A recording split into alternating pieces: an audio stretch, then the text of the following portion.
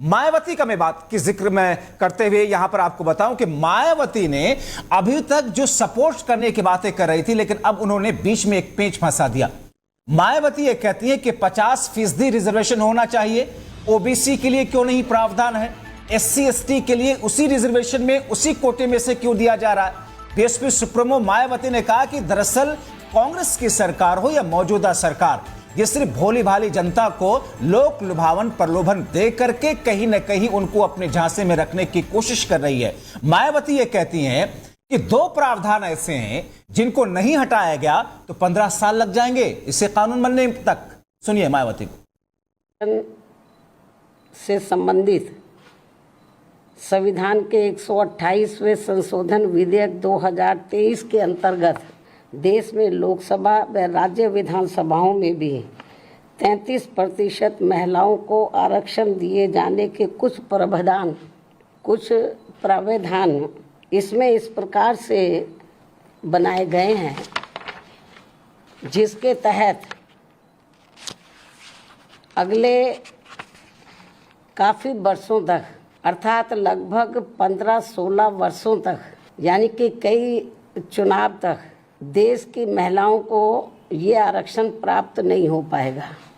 तो दरअसल मौजूदा वक्त में चूंकि 5 राज्यों के विधानसभा के चुनाव है और उसके ठीक बाद में लोकसभा के चुनाव अनाउंस होने, और कहा और माना ऐसा जा रहा कि शायद इसी सत्र के आखिरी दिन मोदी सरकार लोकसभा को भंग कर सकती है, संसद को भंग करके चुनाव का अनाउंसमेंट करवा सकती है। खैर, जो कुछ होगा वह तस्वीर साफ होगी, लेकिन किस अंदाज में इन तमाम चीजों को लेकर के अब सवाल उठाए जा रहे हैं। हमारे सहयोगी पुनीत हमारे साथ में इस वक्त जुड़ चुके हैं लखनऊ से।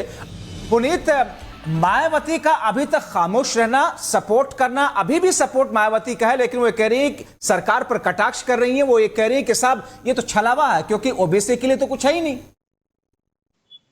देखिए जब्बार, सीधे तौर पे अब महिला आरक्षण को लेकर के राजनीति शुरू हो गई है, और राजनीति जो सबसे बड़ी है कि महिला आरक्षण में अनुसूचित जाति, अनुसूचित जनजाति और पिछड़ा वर्ग को जगह नहीं दी गई, अलग से आरक्षण नहीं दिया गया। मायावती आरोप लगा रही कि ऐसे में जो पिछड़े हैं वो मुख्य धारा में आने से रह जाएंगे, और कहीं ना कहीं सीधे तौर पर सरकार को इस बात का ध्यान देना चाहिए था। हालांकि अभी विधेयक पास हुआ है और इस विधेयक में साफ लिखा है कि जब जनगणना कंप्लीट हो जाएगी, परिसमन हो जाएगा, उसके बाद ये लागू होगा। 2021 की जनगणना अभी तक कंप्लीट नहीं है, जिसके 2027 तक पूरे होने की संभावना है। उसके बाद परिसमन होगा, तब ये विधेयक लागू होगा। लेकिन चुनाव का माहौल है जब्बार, और ऐसे में हर पार्टी अब महिला आरक्षण के बहाने दलितों, पिछड़ों के वोट साधना चाहती है। और मायावती का तो कोर वोट बैंक होता था कभी एससी एसटी वर्ग, जो कट करके बीजेपी में चला गया। ऐसे मौके जब आते हैं तो मायावती कोई मौका नहीं छोड़ती, और मायावती चाहती है कि पिछड़ों और दलितों का जो वोट बैंक उनके पास था वो किसी भी बहाने से उनके पास वापस आए। हालांकि समाजवादी पार्टी जो पूरा वोट बैंक, चाहे वो दलितों का भी हो, बीजेपी ने छीना हो,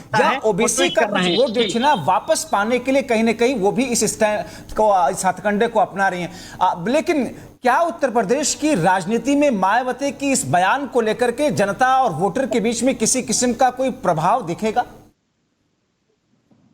देखिए जब्बार, सीधे तौर पे जिस तरीके से महिला आरक्षण बिल को लेकर के लगातार राजनीति हो रही है, लेकिन कहीं ना कहीं सीधे तौर पर जिस तरीके से ये बिल आया है, विधेयक आया है, महिलाओं को मुख्य धारा में जोड़ने की एक शुरुआत बीजेपी की ओर से की गई है। बीजेपी से मोदी जी का सरप्राइज गिफ्ट भी बता रही है, लेकिन विपक्ष इसे पूरी तरीके से भुनाने का प्रयास कर रहा है। देखने वाली बात होगी कि 2024 का जो लोकसभा का चुनाव होगा, हालांकि तब ये इफेक्टेबल नहीं होगा बिल, लेकिन जिस तरीके से इसकी चर्चा हो रही है, चाहे वो पक्ष हो, चाहे विपक्ष हो, चाहे बीजेपी हो, कांग्रेस हो, सपा हो, क्या इफेक्ट इसका चुनाव पर रहेगा ये देखने वाली बात होगी। लेकिन कहीं ना कहीं विपक्ष इसको भुनाना चाहता है। बिल्कुल, आप ठीक कह रहे हैं। बहुत शुक्रिया आप पुनीत मोहन इन तमाम जानकारी के लिए।